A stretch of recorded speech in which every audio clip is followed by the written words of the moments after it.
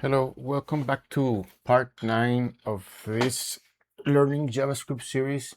In this video, we're gonna briefly describe what the call stack is, what's actually happening when we run code.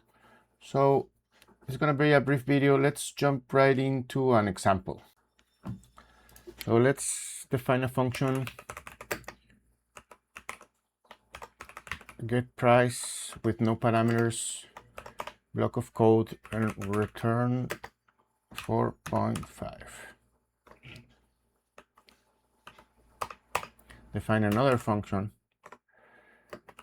get total, takes one parameter, block of code, then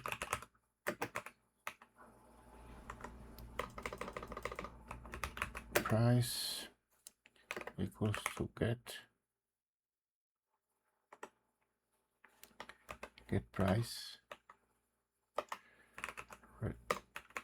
return price times quantity. Then let's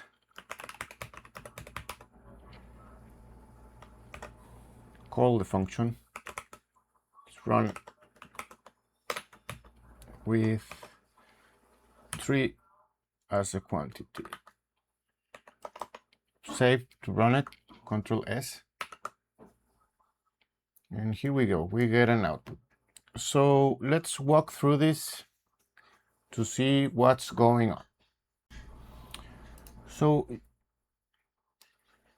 JavaScript starts running console.log because it's the one thing here that directly calls for an action, console.log. But console.log cannot print anything yet because it needs to get this get total evaluated. So the console.log gets paused and jumps into get total. So now get total gets run. So inside, so then this gets on top of the call stack, and then this gets run. But then when it's running this, it then takes a pause because it needs to find out what this get price is. So then it puts this get total on pause and then goes to define what get price is.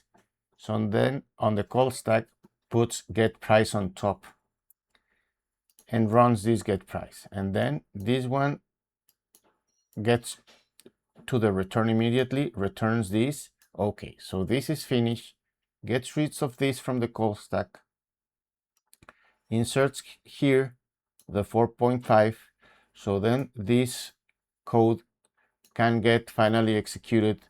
Then this returns here at 13.5, so this console log gets executed. So nothing was skipped and nothing ran out of order. So the stack itself, let's picture a stack of plates.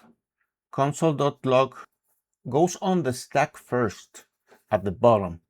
Calling get total puts a second plate on top of it. Calling get price from inside get total puts a third plate on top of that.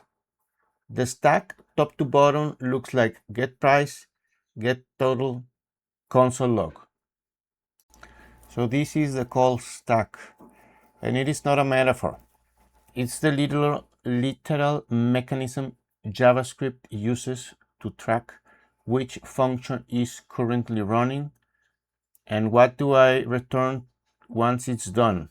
Every single function call in every program you write goes through exactly this same push onto the stack, run, pop off the stack sequence.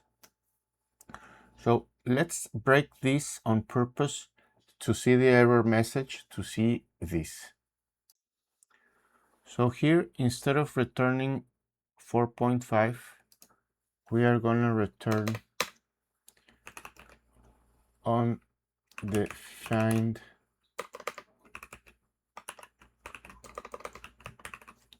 this will break, right? So let's run this. There, error. Let's look at this. So looking at this error points at the stack trace, and here's the list of function names at getPrice, at getTotal. So this list is the call stack, frozen at the exact moment things went wrong. All right, so on to the next topic. Hoisting, kind of related. So let me first unbreak this. Here, 12 again. And what this hoisting is, it's just that when we declare functions, JavaScript, before running anything, scans through the functions.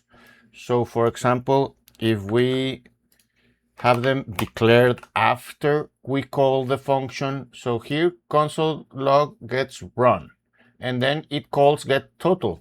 But getTotal is not declared yet because it starts reading from top to bottom. And getTotal, it's not declared yet until all the way at the bottom. But doesn't matter because that's what JavaScript does. It scans through the whole document and look for functions. So functions does not matter if we put them at the beginning or at the end when we declare them like this. Because if we declare them like const get price,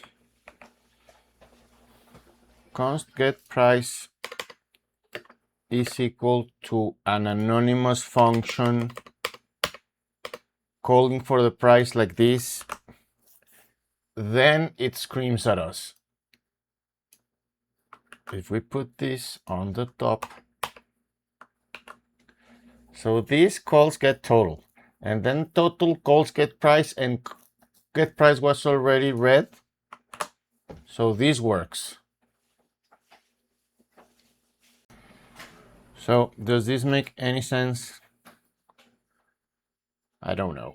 All right, so let's Control C, Control C. So we get back to original. Oops.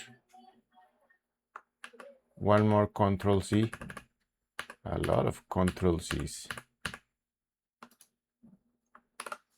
There we go. So that will be it for this video. Hope you enjoyed it.